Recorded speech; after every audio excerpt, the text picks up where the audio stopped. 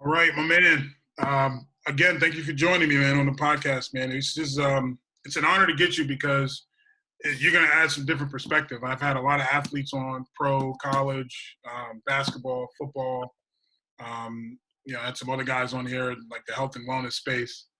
And I've been wanting to get an agent on here for a while, somebody that is more on the business side of things. And, to get you on, I just want to thank you again. It's a pleasure to meet you for the first time also. Yeah, no, I appreciate it. Likewise. Yeah. Likewise.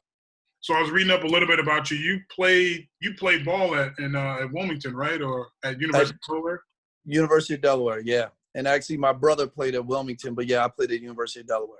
Oh, okay. All right. And then I was an adjunct professor for a while at Wilmington. So that's the part that was on, part of Wilmington was on my roster. But yeah, I played for the Blue Hens back from 89 to 93. Nice. Did you play some professional ball after that yourself? Or? No, I didn't. I did not. That's and I tell all the guys I represent, I was just telling a guy that I recently signed, and we, in this COVID climate, we actually had a chance to sit down at lunch, which is rare because everything normally is on Zoom, and we've been able to throw some normalcy into life, and we sat down for lunch and probably had an hour, 2-hour talk, and I told him a lot of my basketball history, which like a lot of guys that play professionally that almost made it, should have made it. I had some coulda, woulda, shouldas in mind, but I actually ended up going to law school right after college. I told him, and no one would know, I had an opportunity to coach at the University of Delaware right after college. Chose to go to law school instead, and end up being in this crazy business pretty much since then. Yeah. It's amazing, man, and I noticed some of your work. Notably, your biggest client, PJ Tucker, right? Yes. Yeah. Yes. PJ, I love PJ's path, man. First off, I loved him when he was in Texas. He was one of those guys, undersized, but Yep. No matter who they played, he was always probably, if not the best player on the floor, he was always one of the best players on the floor. He just plays with a lot of heart, obviously, and then I saw his path through. And what I like about you, and I guess this speaks to you and PJ, is PJ started from he went the G, and you could talk more about it, but I saw G League, Europe, couple stops here, boom, boom, boom, and then boom, he went to Phoenix, started making a name for himself, and then all of a sudden he gets this mega contract. So just talk about his path a little bit. Well, it's funny. PJ and I were texting, might have been yesterday, obviously, again, in the COVID client days blend together, or last couple of days we were texting, and we're talking again about his path. We've talked about it year after year. What's interesting with PJ and what I point out to a lot of players especially, PJ was the Big 12 Player of the Year. Mm-hmm. With LaMarcus Aldridge and Daniel Gibson on his team. Yeah. And he was the Big 12 Player of the Year. I believe that he was the only player in that year in the country in college to average a double-double. And that double-double might have been within conference, but regardless, it was double-digit points, double-digit rebounds for a guy who was obviously undersized for his position, and part of the reason why he ended up at Texas and not at North Carolina, where I think he wanted to go and was going to go to Wake with Chris Paul. And so again, for him to end up at Texas was a little bit different for a guy from North Carolina. Yeah. And so he's a little overlooked even then. And even when I talked to some of the coaches that had him at Texas, they talk about how they convinced Coach Barnes to take him. He went and watched him in high school, and later I met with Grant Williams last year coming out of Tennessee, and who also played for Coach Barnes, and he said, "You remind me of PJ, an undersized, big, more or less." And honestly, man, it's been great business-wise to represent PJ, but he and I, luckily, and we're lucky to be the people that we are, and that we didn't know each other at all. I mean, he's from North Carolina. I'm from New Jersey, more or less, claim Philly, with a little bit of Delaware in terms of where I live and where I roam, the streets that I roam. And I was introduced to PJ, again, strangely. And excuse me if I'm a little long-winded on this, but it's a great story and really does speak to not only his career, but mine as an agent. I was introduced to PJ by another agent that I was playing basketball with and against at the Portsmouth Invitational. So at the Portsmouth Invitational, they have the top 64 or 64 seniors playing a tournament. I went to that. Yeah, I've gone to that every year except last. No, I've gone to that every year. I don't think I skipped a year. I've gone to that every year. It's been, 20-some years. I guess this year, obviously they didn't have it. But I was playing basketball against a guy. When I play basketball, I'm not the same mild-mannered guy that I may be over the Zoom. And so the guy, and I say that because the guy that I was barking at is about 6'8", probably about 300 pounds. And after the game, he called my name. He's like, "Yo, Buck." I was like, and, I went back into my Clark Kent. I was no longer Superman. And he said, "Hey." And I was like, "Oh, my God, this dude's going to kill me." Yeah. And he said, "You know what? PJ Tucker would like you." And long story short, I ended up on the phone with PJ through his father, who, I have a great relationship with his family and his parents, and they trusted me, and he trusted me initially, right off the bat. And I trusted and liked him. And when I went to meet him, the crazy part was when I met him, my impression, two things. One, I was like, this dude got to be the strongest guy ever. We shook hands, and he liked to swallow my hand up. And I was like, man, I had to hold my breath and keep my manhood because, but the other thing I noticed is how short he was. I'm like, oh my God, like, how you getting all that done? Right. He's the size of a two guard. And so right from the start, and PJ I don't know if he gets mad at this or not, but I got to brag about it. Along those lines, he and I met up in a gym once and played horse or pig. And of course I beat him very easily. And so I have to hold that because he wants to shoot against me now, but I don't mess with him now that he's become the king of the corner three. I definitely wouldn't shoot against him from there. And, and I bring all that up because, again, all of my initial thoughts were, he's an incredible player, strong, heart of, like, Rick Mahorn one time told him that he was the baddest MFer in the whole league. I talked to a guy yesterday about this guy who people call the toughest man in America, David Goggin, I think his name is. He's a guy with like Navy SEAL, Army Ranger. Oh, and I the dude. Yeah, I know you're talking about. Yeah. PJ and I were talking about him. That's what we were talking about. And I was messaging to another basketball guy. He said, "No way, the toughest man in America is PJ Tucker." So, in meeting him and getting to know him and starting the path. Again, there's so many details in it. And the long story short is when he got drafted by Toronto, he had never worked out for Toronto. He got drafted by them at 35. To be honest, he wasn't quite ready for what they wanted and maybe even the league wanted, strangely. He's a post player then. He really didn't see the value of shooting threes or playing on the perimeter. He just was a junkyard dog, go hard. Yeah. He was necessary to win. And that didn't blend well. At the time, the GM was Brian Colangelo, who didn't love PJ and what he was doing. So he was only there a year. I tell people the strange part is he got cut for Luke Jackson.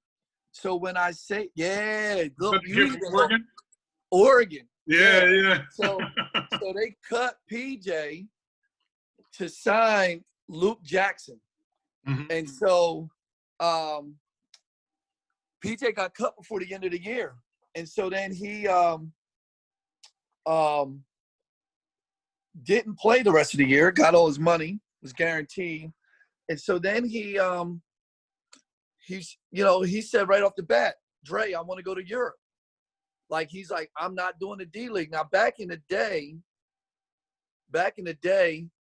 that was when the D-League was $13,000, $19,000, $26,000 for the year. No exhibit 10s, none of that stuff. So he was like, I want to go overseas.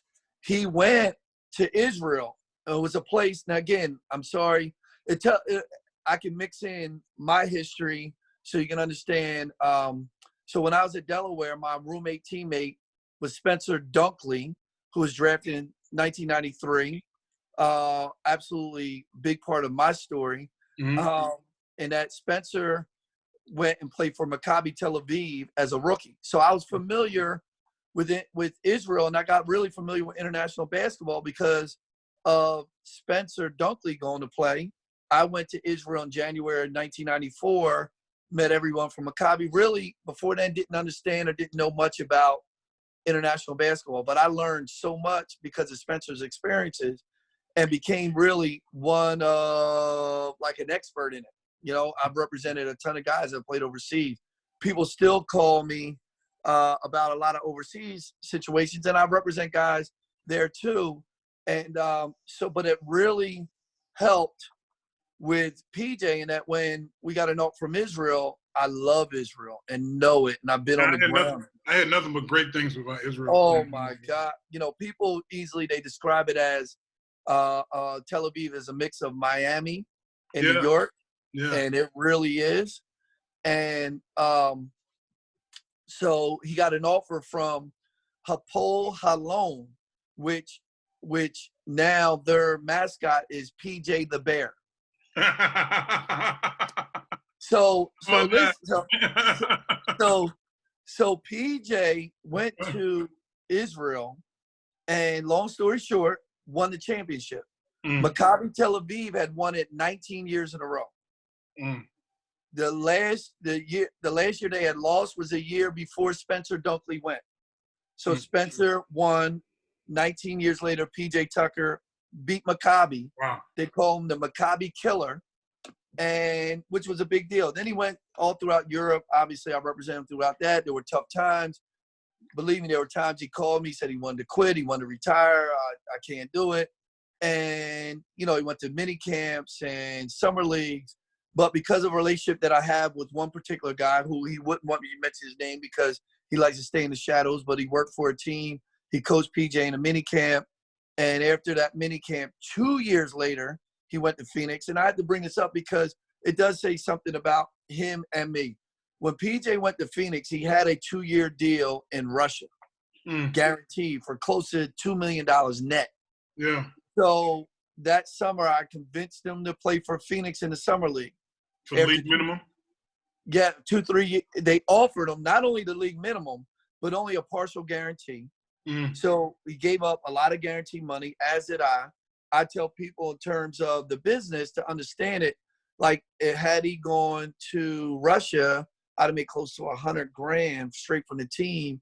The fact that I convinced him to take the deal that he took in Phoenix, I made $15,000.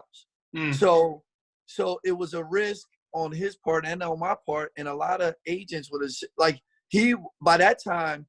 He was like, I don't want the league. I'm cool. Like, I make enough money in Europe. I live a great life. I'm cool. I don't need it. Yeah. And he, you know, I convinced him. I was so glad, man. And it was tough because he's like, I don't know. He first didn't want to play summer league, then he didn't want to take that deal. And obviously, we are where we are now. Like, had that not happened, he probably wouldn't be the sneaker king.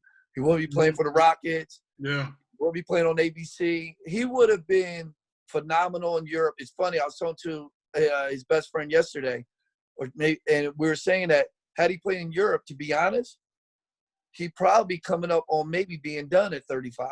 Yeah. Because they would have worn him out. Like, they practice harder. Like, it's just a harder life. And I don't know, you know, but now, because I've said to him, I think he has 3 or 4 more years at least left in him, you know, at the level where he is now. Yeah. You know, his body's in great shape, and, you know, he's great now. But it was a heck of a journey and I left out all the stops. I mean, we were in Ukraine and Germany and Puerto Rico and Italy. He said, like, some of his favorite time was playing in Puerto Rico. He's like, man, it was, it's like playing in the wreck for money. People on the, it was intense. So, we had a heck of a journey. All that traveling, helps. I'm sure all that did was just create more perspective for him. It made him a more well-rounded, not only player, but individual. I can only imagine. Oh, yeah. I mean, and that's what we were talking about this weekend. He's like taking buses and not that, but in that life and in professional sports and for a lot of guys in the NBA that didn't experience it. And, for me with young guys, and again, I'm not mentioning names, but that's why I start with guys. I said PJ Tucker was the Big 12 player of the year. Yeah. He wasn't a guy that, played at even University of Delaware was good and he was the man. Yeah. Like, you're Big 12 player of the year, All-American, you're big time. Yeah. And, but he didn't fit really what the league was with the the league's always had that a little bit, but more or less, it's position by position. You almost have to fit into a size for that position. And we say that obviously Draymond Green helped a lot in how he played and how Golden State played. That, Draymond more or less a lot of times does play the 5, but handles the rock and, they don't play the traditional way. That helps some. But, like you said, PJ, he's been in the league a while now.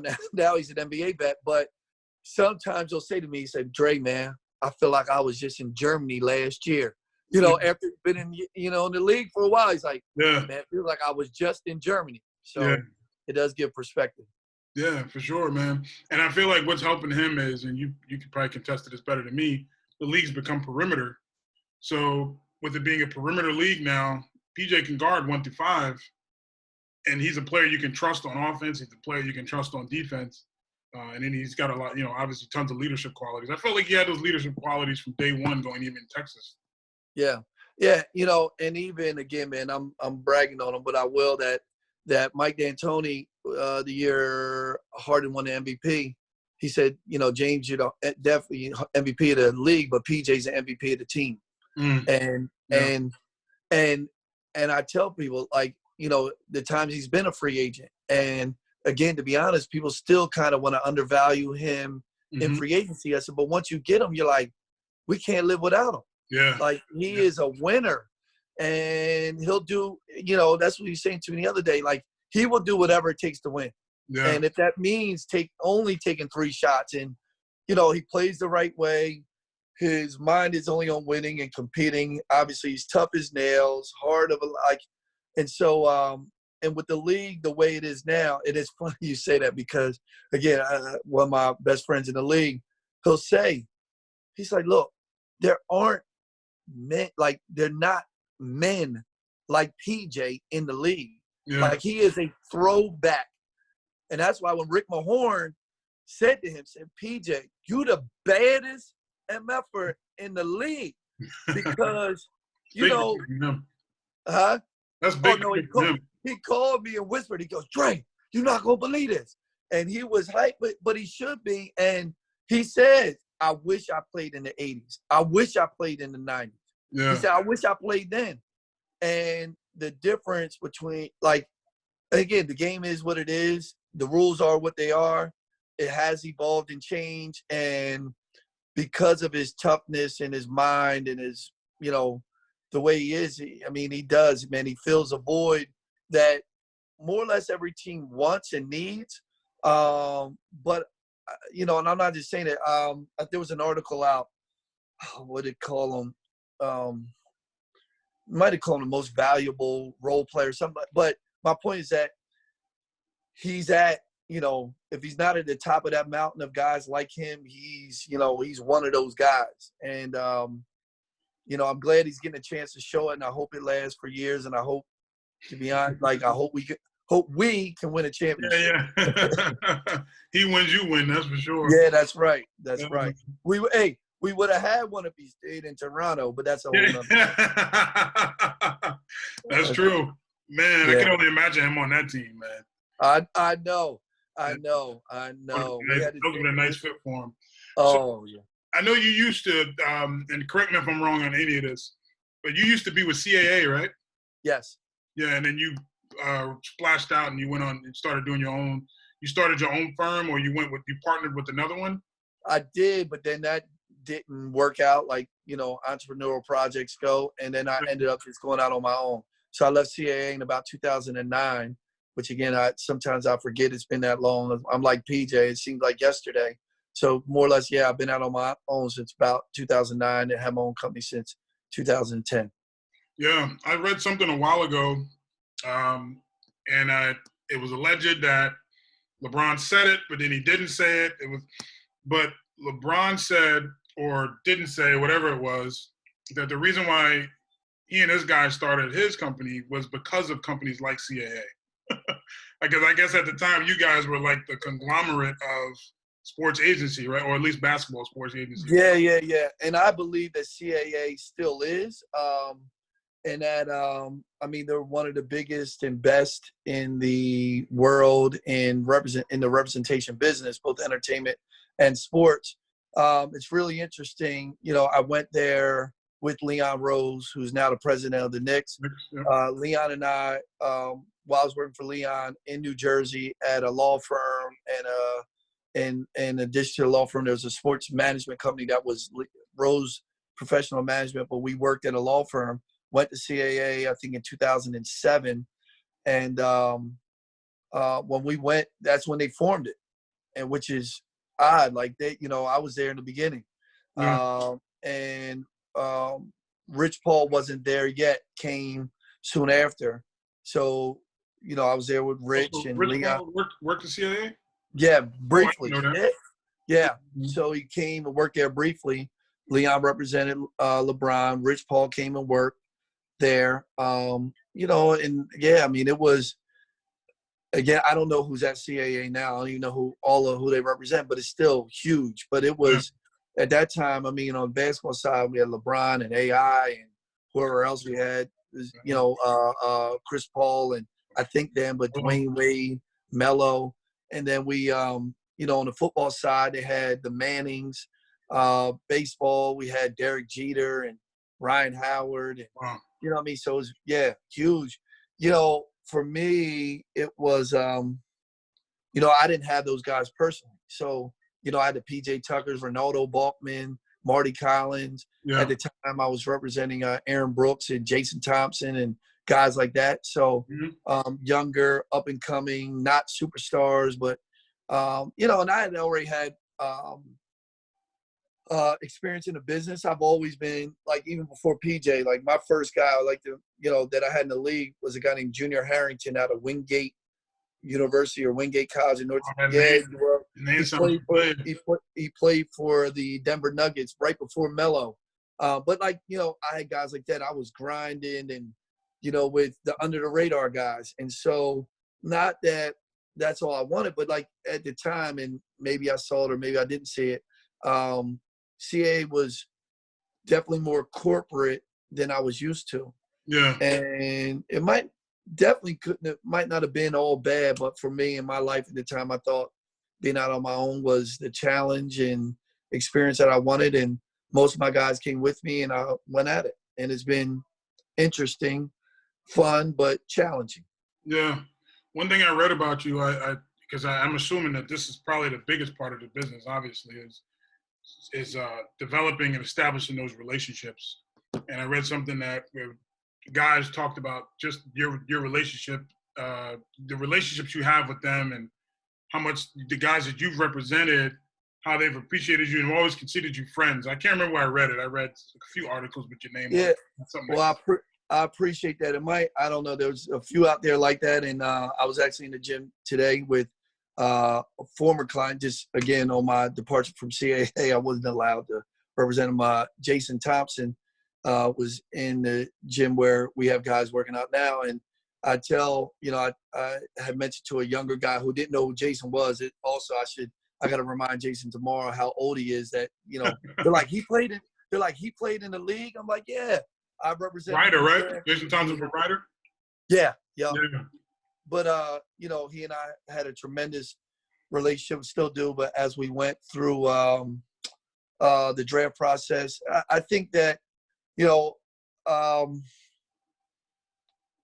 my start in it, you know, like I said, my roommate was drafted by the Pacers. And so I saw how his process went. And, you know, to be honest, again, I tell everyone that really for me, and I'm not being corny about it, but it definitely comes from my parents are unbelievable. Like, they're just unbelievable people. And, you know, I've always cared for people.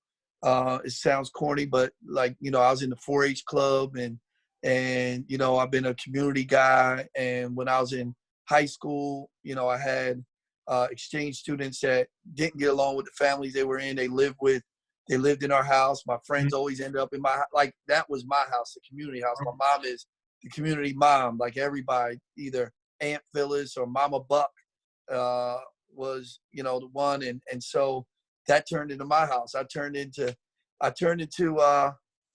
Mama Buck. And, you know, clients have lived with me, which has been unbelievable. Like, you know, I'm talking about not one or two, I'm talking about 4, 5, like, you know, at the time, and really have taken them in like family. And that, you know, and they are family. I really, you know, my college coach asked me when I went into the business, he said, "Why do you want to go into business?" And I said, "Because I want to help people." Now, again, that's that 4-H background, community background. Like, you have to know me to know why and what's in my mind. But really, you know, obviously, this is a business to help, but this is a money business, and this is a business. But my blend, or, you know, of it is that I do care. And I know these guys have a small window. A friend of mine and I were talking about a kid, I won't mention his name, that I didn't represent, that's from Delaware, that for whatever reason I didn't represent him when he came out. And his career was 2 years. And he's a tremendous player. And, you know, when people say, you know, about your representation, I think it's, you know, there's a range of guys that could get it right.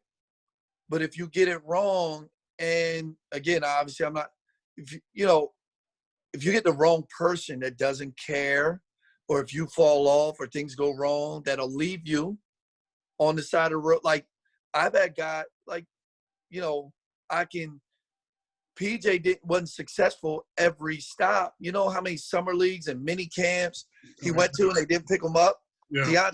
Deontay Christmas was a guy who, I love Deontay like a son, so I'll say that first. But Deontay's first few years got cut more than anybody I know.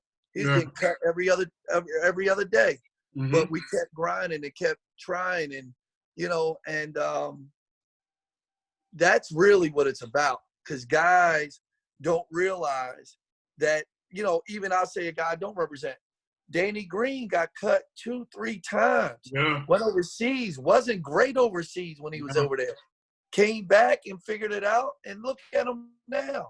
You know, but, you know, you can go on and on. Obviously, some guys make it straight away, but even when they're making it, they go through tough times. I'm good friends with Kyle Lowry. Kyle went through stuff early in his career that, you know, wasn't smooth sailing. Even Kyle was drafted 24th. That draft, I had Ronaldo Balkman go 20th. That probably blew Kyle away. You know what I mean? Like, the draft night. And so then you go on from there. So it's, I mean, for me, I really do. Like, you know, a lot of the young guys, though, they don't get to see. I was explaining to one of the young guys, I said, "Man, now look, I'm still me." I said, "But when I was representing those other guys back in the early 2000s, I was the younger me that could hang out a little bit." Yeah. But now I'm the me. I got to go to bed, you know. So, but I still try to get in the gym, see the guys play, get to know them personally, and just try to help them achieve what they're trying to achieve in that small window. Yeah. So how has it changed your recruiting process with COVID? You know, with the college basketball season stopping the way that it did, how's that changed your process? Man, it was the craziest thing. So when when they canceled the season around March 11th or 12th, I was getting ready to go out to the Lakers Rockets game was on March 12th in LA. And I was going to go out there. And they canceled the season. Yeah. Or postponed or whatever they said. I didn't know that it was – obviously no one knew it was going to be this. So I paused. Well, everybody jumped on players and started having meetings. I'm like, meetings? Yeah. It's early, but I'm thinking, college season's over. People are like, hey, we got to go. And so then it was all via Zoom. And we ended up signing a really good class. I got some really good players. But, yeah, couldn't travel, which made it tough. Guys couldn't work out. Actually, my office was PCOM, which was a Sixers practice facility, was my office. They closed that. Then they suspended my lease, so we couldn't get in there. That's normally where our guys work out. So we couldn't do anything for a while. And guys were begging to get in the gym. And, and I haven't been on a plane since March. So it did change things. We just did things via Zoom the best way we can. Met guys for the first time via Zoom. Still haven't shaken a hand or given them a pound, which is odd, but trying to do the best we can. It's limited, but, we're getting work in and didn't know when to draft. It's been strange. So, yeah. And I have we're getting more clarification, and hopefully the bubble knock on wood, continues to go well, and we can have seasons this year. So yeah. Outside of PJ, do you have anybody else in the bubble right now? No, I don't have anyone else in the bubble. I have a couple guys that are on the other 8. I haven't heard anybody call them the other 8, but maybe that's what we should call them. the other 8. Yeah. That are going to go with their respective teams and work out soon. So I have Charlie Brown from St. Joe's that was on a 2-way with Atlanta, and a couple other guys that were down there with the Skyhawks, and another guy that was with Cleveland. So that was on a 10-day. So Dominic Pointer, who Cleveland called me today about him coming in. So we're getting all that stuff sorted out. Nice. Well, how's PJ in the bubble right now? Is he worried? Is he comfortable? From what I'm hearing, those guys are living life. Yeah. I was laughing the other day. Somebody was showing, and I don't know all the living situations, but somebody was showing where LeBron lives or where he stays in comparison to where everybody else is staying. How's PJ doing out there? Hey, listen, I'm going to tell you this. Hey, PJ does not miss a trick. So believe me, he might not be living like LeBron, but he probably in his neighborhood. You know what I mean? Yeah. PJ doesn't miss a trick. So I know he got a bigger TV, which people would probably say, oh, why you need that? But I'm sure, and I might need that too. Yeah. If I was up in there for that long. And but he's doing all right. I think, he's living fine. He's doing all right. No complaints either, so he must be all right. Yeah, one of my homeboys, when PJ was in Phoenix, and I guess he was still making, like you said, league minimum or whatever he was making. My boy was like, yo, I don't, I'm not gonna say his name, but somebody you and I both know, but I'm not gonna put him out here on this. He was like, yo, I don't know what's up, man, but PJ just pulled up in a Rolls Royce. I told you, people. Hey, listen, they can say what they want. P gonna live how P lives. So even when PJ was overseas, he still was fly. Still, you know what I mean? So PJ's a stylish guy who knows how to live and enjoy himself. And as he has said to me plenty of times, Dre, I love my life. So I can't blame him for loving his life. I forgot. I do have one other guy in the bubble, and I got to shout him out because he'll say, man, how you going to not shout me out? My client, Mark Tyndale, who played at Temple. He is a coach for the Toronto Raptors, and he's in the bubble. Yo, I thought I saw him. I was watching a game. I'm like, is that Mark?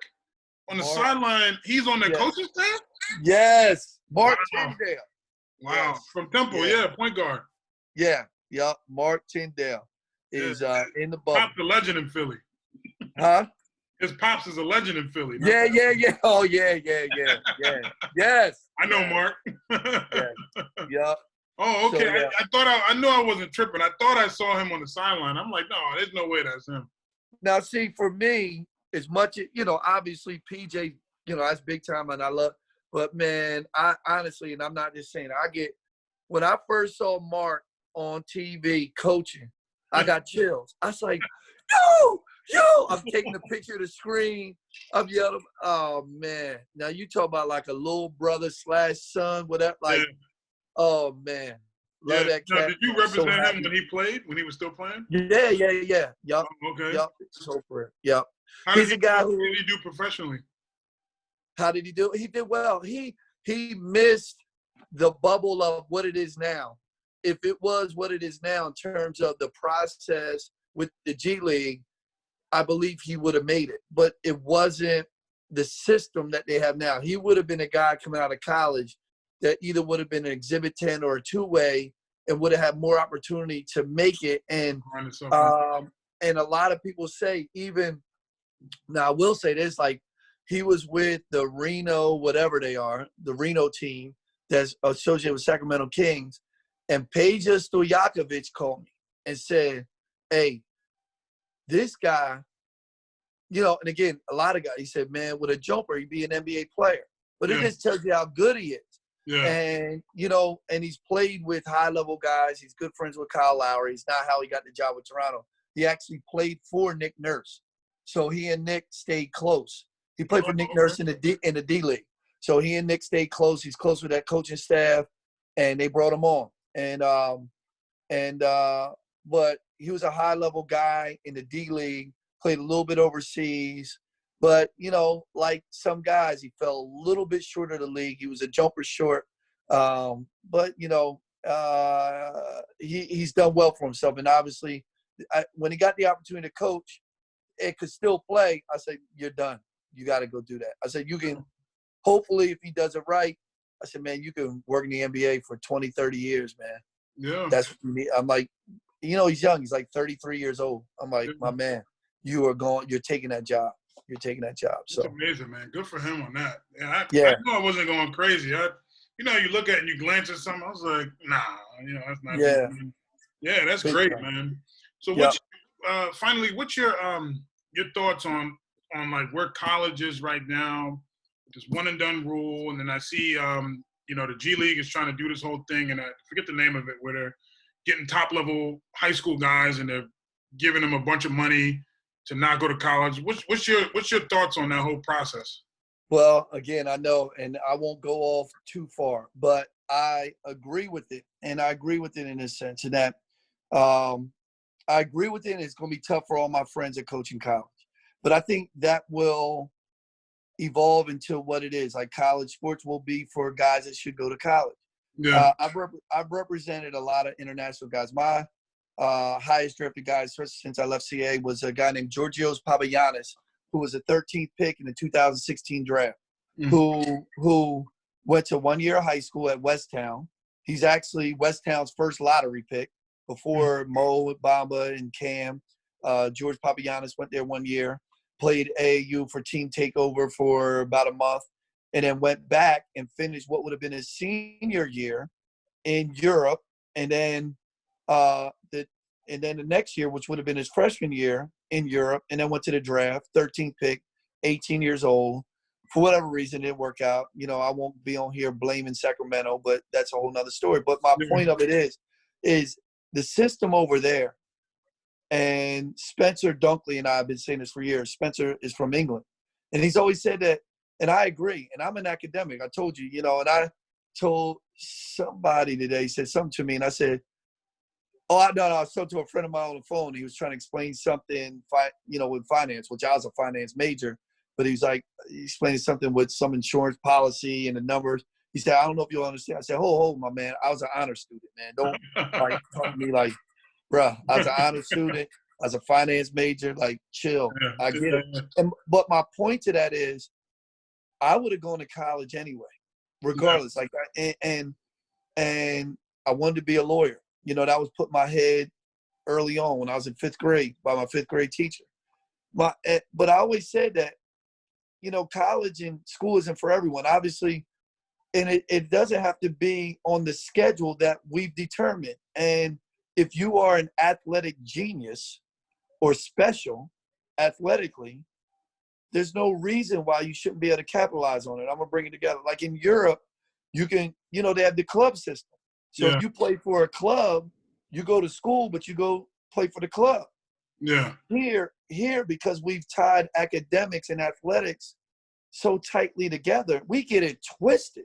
Yeah. That it's not the same thing. Mm-hmm. And I love my friends that are college coaches. And because of the way the system is, some guys that are in college should stay for the basketball. Yeah, yeah. Or for their sport. It just happened where a kid left, decided not to stay at a particular school. I won't bring it up. It's not my case. And, but he decided not to stay at the school and go pro. And I was talking to the coach today, and he said, the kid is making a mistake.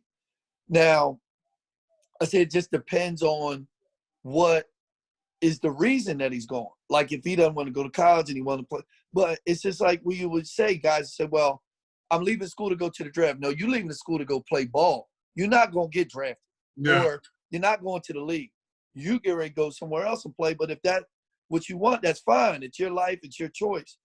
So, just so I answered specifically, what the G League's doing, they should do. I don't know if the numbers make sense. They have figured that out, whether guys get $500,000, $250,000. But they have to give an incentive for a guy to take that chance and go that path. There are international leagues that don't pay that much or could pay that much where guys can get opportunities, especially to have a great program in Australia, or a guy could go to Europe, which guys have, not to great success all the time, but maybe they just weren't the right guy, the right person, professional enough, mature enough. But in terms of the process, we can't say that, obviously there are reasons. Again, I don't want to accuse the NCAA or college coach or anybody of anything or make assumptions. But when you get the Luka, when you get, the Lukas of the world, the Dirk Nowitzkis of the world, the Greek, Giannis. Yeah. These guys didn't go to college, so college basketball isn't producing pros. Right. Pros are pros. Guys that can play that level are built physically to play that level, mentally to play that level, develop their skills to play that level. So the process to get there should be your process, whether that's through high school, AAU, academies, college, or playing in the G, whatever it is, it is. And the reality of it is, obviously there's a comfort that certain people have in their lifestyle. When you get a lifestyle and it's good and it's comfortable, you want to keep it. And I don't blame anybody for that. So do I. But the system in terms of the athlete probably, and again, this is, I say controversial, like it probably never should have been what it is. Meaning, I think the European system is much better. Club. And you go in that club when you're 13, so I represent, so with a young guy that plays in Europe, he might have an agreement with that club up to 18, but then he got to make another agreement at 18, and he can go transfer to another club. Now, within each system, there are rules about transferring from club to club and buyouts and things of that nature. But the point of it is, you can, at 18, go sign a professional contract, still go to school, get your education, do whatever you got to do in your life. Or there are colleges, but if you go that route, it's a different route. There's scholastic ball internationally too. Like they have teams within their schools, but if you're on a professional track, you don't play that. It's kind of what AAU and all the clubs are here. But even with that, we're faking it. Mm-hmm. Like we're not saying what it really is, because if we did, and it's a big system to overhaul. So I think we'll have these tweaks of what the G League is doing in terms of this elite team and academies and like we have all these things that are tweaks to what the regular path is: high school, college, pro. There's no doubt, and obviously under the current state of our country, especially, Yeah. It appears that when there are limitations of certain athletes to be able to leave and go directly to pros, and when those athletes play sports that are predominantly played by people of color, it doesn't look right. You know, it doesn't look so right. Yeah. I'm just going to say it doesn't look right. Yeah. You know, so, but I've said that for years. I gave speeches in the late 80s when I was a freshman in college, that college athletes should get paid, or that our system doesn't work. So I'm mad. I've been saying this for years and years, decades, that the system, I was like, it just doesn't make sense. I said it as simply as, and I'm not saying it's just because, and I was talking about the other day, when I saw talking to that guy, I was saying in my high school at a time, there were 4,000-point scorers. My cousin was number 1, I was number 2, my teammate was number 3, and my brother was number 4. My whole, it was crazy. I said the best player I ever played against was my other cousin that played at another school. And, again, not for nothing, they ranked like the best athletes in each sport, 25 years. At my high school, the best basketball player, they put the Buck brothers, me and my brother, which they didn't want to make him feel bad and just give it to me. I'm just joking in case But my cousin was the best at the other school, and he always said, it takes 2 of y'all to make me, whatever. The point of it is, he never played anywhere because he wasn't a student in his life. He's not that he's a smart, he's a smart, very smart guy, but his life didn't really support him going to school and doing all the right. But he could have been a productive part, and I'm not that he isn't, but even for himself, because his basketball ability was pro. Mm-hmm. Syracuse, Georgetown, one of them. But if our system was different, if it was like soccer is in Europe, he'd have been a pro. Yeah, he'd have been a pro. Yeah, there's no doubt.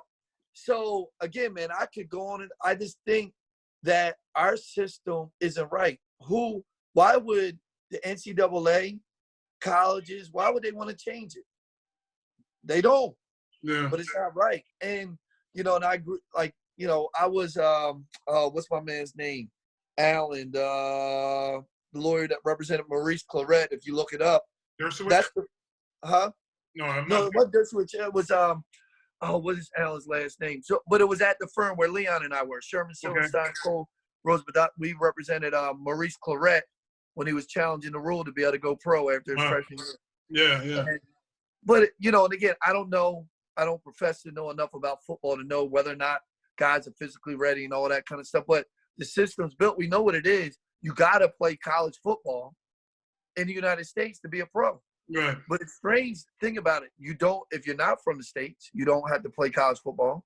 You could be from anywhere in the world and be an NFL athlete and get drafted or go play in the NFL. You don't have to go to college. And even internationally for basketball. I just said my guy, he's not the only guy. How many of those guys don't go to college and play professionally?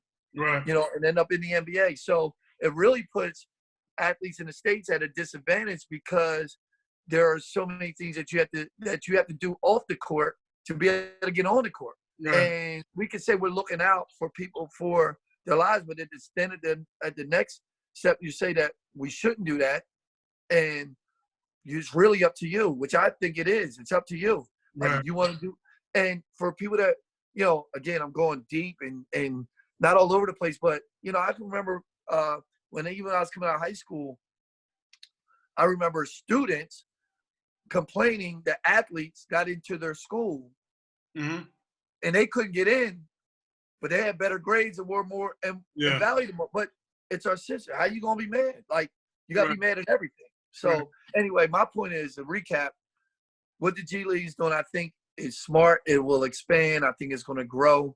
I think it'll be more that they would rather have that talent here, develop it domestically, to have those guys go play elsewhere. Yeah. So I think that will grow. And I think that, the rule will go back to you can leave high school and go right to the NBA, which is what I think it should be. Yeah. I always felt like if you're going to do that, they should do it like they do baseball. Yes, I was going to say that. If you're going to commit to college, commit to college. Get a degree, commit to college. If you don't want to go, don't go. And go straight. That's how I always felt. Because what are you going to get out of somebody for 1 year anyway? Yeah, if there is, like you said, if you go to college, and I think, hold on, Corey, you there? Yeah, sorry. Yeah. If you go to college, you think, what is baseball? You got to go 2 years or 3? 3. 3. Yeah. And 3 years. And to be honest, that's probably what the rules should be. If you leave, Right. I mean, if you definitely should be able to go out of high school. Right. Bro. If there's some rule with college, if there's some rule with college that commits you to 3 years or whatever it is, then that's the rule. Right. And so they said people will make mistakes. I said, well, then they'll figure out, somehow figure out how to not make a mistake. Right. And if you decide not to go to college and you don't make the NBA and you end up going overseas or you're playing the G, there are plenty of options. Right. And you can still, get your degree. I know in baseball, and again, I don't want a professor to know too much, but there is a component within those contracts when guys come out that they get money for college to finish. Yeah.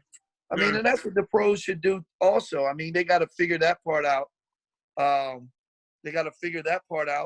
And make it so guys can get their degree. I mean, I'm saying all that. I think all the guys, you got to get your degree, and I do believe in that. But I don't think you should be limited if you have that size of talent. Right. If you're that talented, you should be able to pursue it. Right, and I agree to that too. And I think that's great perspective from an agent, obviously. And I feel like right now they're going through this weird transition with that, where they're trying to figure it out. The game's changing immensely. Athletes are changing immensely. I think the one that's hurting the most, though, is the NCAA. And I think the NCAA is trying to protect themselves against that. Guys, you got elite coaches that can't even coach and develop players anymore because they know, like, you're only going to be here on campus for 3 months. What am I? It's a joke. It's a joke. The one and done is a joke. I mean, it's, and again, not to call anybody out, but if you looked at the Ben Simmons special, that basically is like, I'm not going to be here. Like, why do I need to go to class? Right. And it's bad, probably, overall, it's just not a good deal. So I hope they fix it. Right. And I think they will eventually. They're going to have to. I think it's getting to a point now where they have to. Well, Buck, man, it's been a pleasure, man. I got some stuff that I never knew that I learned. This podcast is called Perspective Podcast for a reason. It's just gaining perspective and learning. And, when I get this out there to my audience, I think they're going to have a treat with all this, because this is information that you wouldn't get just by talking to some random guy on the street. You're talking about somebody that's been doing this since the late 80s, early 90s, right? Early 90s, man. Early 90s. So salute to you, my brother. Thank you. I appreciate it. Thank you. Rap soon. All right. Take care. Peace. All right, my man.